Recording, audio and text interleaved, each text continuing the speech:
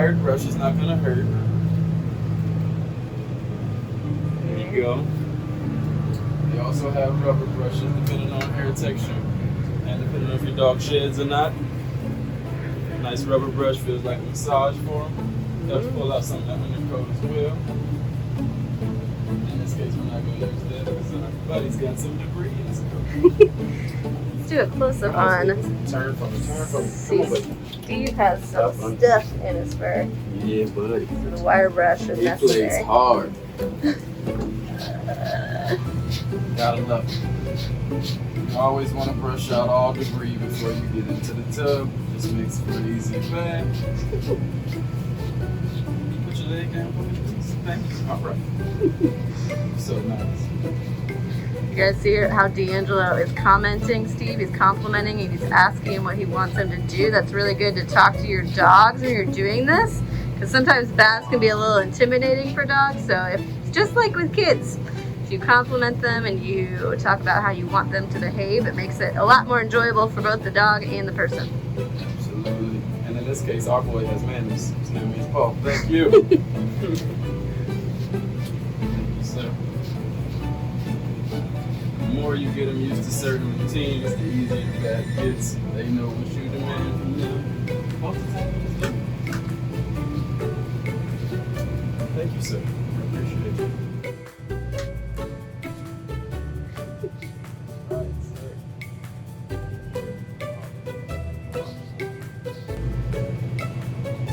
Brush lightly just to spike up the loose hairs. Give it a light little trim around. And I would say kids, leave the trimming maybe to the professionals like D'Angelo. But this is what they would do if you took your dog to a professional groomer. This is not something to try at home. The scissors are very sharp. Correct. D'Angelo, what do you do if he doesn't want to stand up or turn around for you? If he doesn't want to stand, most of the time I just put my hand right up under the stomach area. Any pressure upward underneath the stomach, normally it generates them to stand on their own. If not, you kind of got to put everything down and help them stand up on their own, get them comfortable. Like this guy, he just sits without any commands. Thank you. I'm totally sure. You ready, buddy? Okay, so water temperature. What should our water temperature be at? In this case, you'll see it on high because my water doesn't work properly, but lukewarm is the temperature you always want to keep. Okay. And in order to check it, you can do it just like you would do a baby bottle, check on the inside of your wrist. It's the most sensitive area, and that kind of relates to the dog, but that's what they feel. Perfect.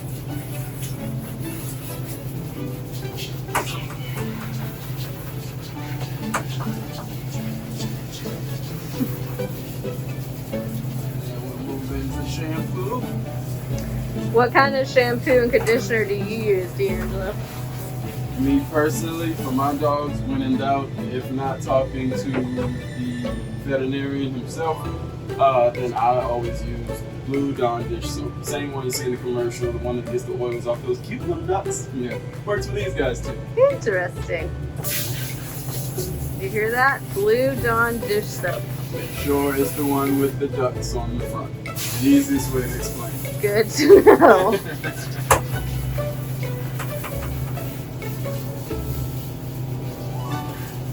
Good boy. And it helps in the house if you guys do have the removable shower heads. Get something like this, add to it. It's your best friend. Because most dogs are not going to sit still and let you pour a cup of water over them repeatedly. It's just not going to happen. You guys notice how he's saving the head for last. Well, sometimes dogs find the head part intimidating, and so he's saving it for last, getting the rest of him all nice and wet. That's the part that triggers them to shake. Oh, okay. So you hear that? That's a good tidbit. Apparently, it's the head when it's wet. That's what triggers them to shake. Head, ears, anything that's uncomfortable to them triggers that shake. That is so good to know, guys. I just learned something new. I'm going to do it this way. This is also tidbits for me when I have to bathe Steve at home, so this is helpful. If you ever want to test it, just pick up his ear and blow in it. I promise you. Okay. Okay, here's another question. How do you know all of the soap is out of his fur? Like, how do you know when you're done? rinsing? When you can, well, in this case I have on a glove, but when you can run your hand down the back of his fur and it starts to catch, then you know most of the soap is out. But it's kind of something that you have to eyeball and really pay attention to, like you would do when washing your own body or your own child. Okay. See that part? Yeah. No. So for all of my little ones, kiddos out there, in order to get all the soap out, just keep running your hands through the dog as you apply water. Once you see all the soap running down. It's kind of the easiest way. It's something you gotta eyeball. It's a tedious process. It takes a lot of time, a lot of energy, but you want to clean pet that. Right.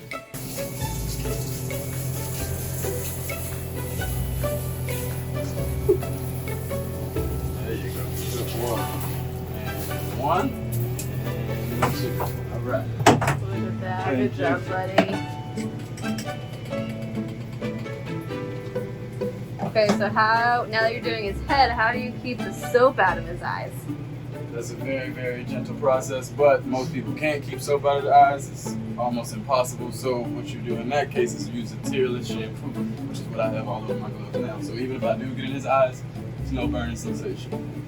Hear that? Tearless shampoo, just like for babies. Absolutely. It's not Johnson & Johnson. It's like a little head massage. Yeah. That right, big guy. Along the corners of the eyes, you never stick your hands directly in their eyes. You kind of rub on the side of the snout. You know, tear ducts. Yeah, so sometimes you'll see dogs that have like, it looks like they have tears and it's from their tear ducts, and they, depending on what color they are, can kind of stain. White dogs, worse. Stained in the corners all the time. Good job, buddy. Good boy. Nice little head scratch. Around the ears, you love that, huh?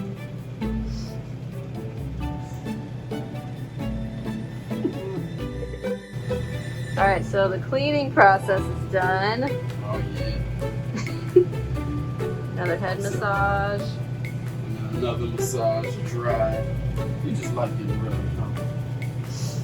That's what our dogs are paid to do. Said it's my job too. So D'Angelo is starting off with a towel dry to get, oh, you see how wet D'Angelo's half of his shirt is? We just missed it. Steve shook. Got a shower. So another tip is to wear clothes that you're okay with getting a little dirty whenever you do your bath, because inevitably the dogs are going to shake at some point because they're just trying to help out in the drying process. Even though the help's not wanted. Correct. Even though it's a little much for the person, but it's okay.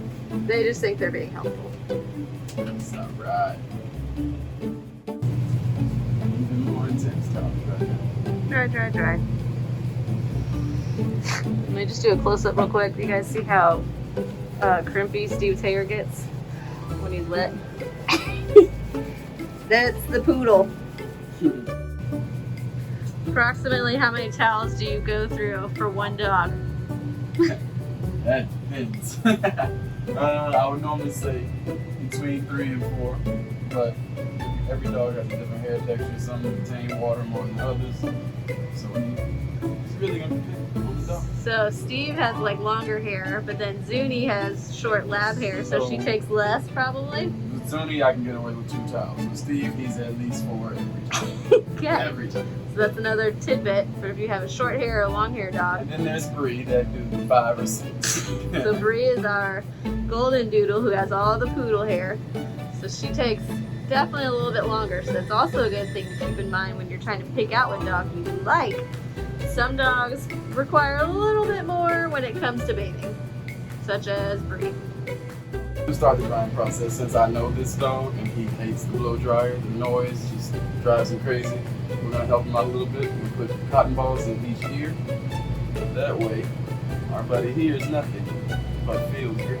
Yeah. And are those like jumbo sized cotton balls? They look pretty large. So he just kind of puts them in his ear. Don't push them down Shove too them down. far. You just want to put them in enough to cover the hole where you need it. It's a fun tidbit. Boom. And then, again, since he doesn't like the noise, we always want to leave our nozzle off. Okay. It's the scary part. So for those of you at home who may not have like a big professional one, you have like your mom's or your dad's hair dryer you're using, yeah, you may have to change it, and it's going to be different for every dog. Yeah. In some cases, a nice car ride, kind of like what you said. That's what. So I was telling D'Angelo that when I have to bathe Steve on my weekends, I give him a bath, I towel dry him like we saw, and then we go on a car ride and we roll the windows down and he air dries pretty quickly. Or we just go on a long walk. So that's also an alternative. You have to be careful when you go on a walk because sometimes they want to roll in dirty things right after they got clean. So. It's most likely.